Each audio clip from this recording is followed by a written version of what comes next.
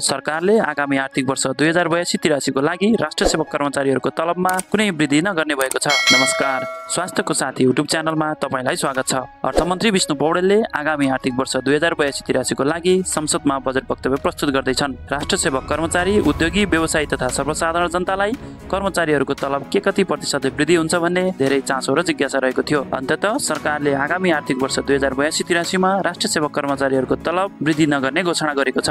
आर्थिक स्रोतको चर्को दबावको कारण राष्ट्र सेवक कर्मचारीहरूको तलब वृद्धि गर्न नसकिएको अर्थ मन्त्रालयले जनाएको छ। तर विगतमा प्रदान गर्दै आएको महँगी भत्ता 2000 बाट 5000 पुर्याएको छ।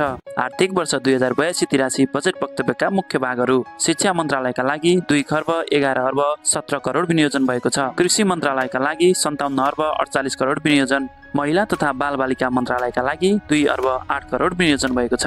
स्वास्थ्य बीमाको लागि 10 अर्ब विनियोजन भएको छ। युवा तथा खेलकुद मन्त्रालयका लागि 6 अर्ब 8 करोड विनियोजन भएको छ। उद्योग मन्त्रालयलाई 10.25 अर्ब बजेट विनियोजन, स्वास्थ्य तथा जनसङ्ख्या मन्त्रालयका लागि 95 अर्ब 81 करोड बजेट विनियोजन भएको छ। विद्यालय छात्रवृत्तिका लागि 2 अर्ब 44 करोड विनियोजन भएको छ। दिवा खाजाको लागि 10 अर्ब 28 करोड विनियोजन, कृतिपुर क्रिकेट रङ्गशाला स्तर उन्नति गर्न 40 करोड बजेट विनियोजन, फागुन महिनासम्म करिब 10,000 उद्योग दर्ता गरिने, बाली लगाउन 15 दिन अघि नै समर्थन मूल्य तोकिने, रासायनिक मल आपूर्ति 6 लाख मेट्रिक टन पुर्याउने, वित्तीय समानीकरण अनुदान 1 अर्ब 48 करोड विनियोजन, नेपालभरि कालोपत्र सडक 19,000 किलोमिटर, चालु आर्थिक वर्षमा 89.4% मात्र बजेट खर्च हुने संशोधित अनुमान, स्टार्टअपलाई सहुलियतपूर्ण कर्जाको लागि 73 करोड बजेट विनियोजन, विद्यार्थीलाई हप्तामा 20 घण्टा काम गर्ने व्यवस्था दिइने। बजेट सम्बन्धीका अन्य महत्त्वपूर्ण भागहरू फेरि अर्को भिडियोमा लिएर आउनेछौँ। अहिलेको लागि बिदा हुन्छु। नमस्कार।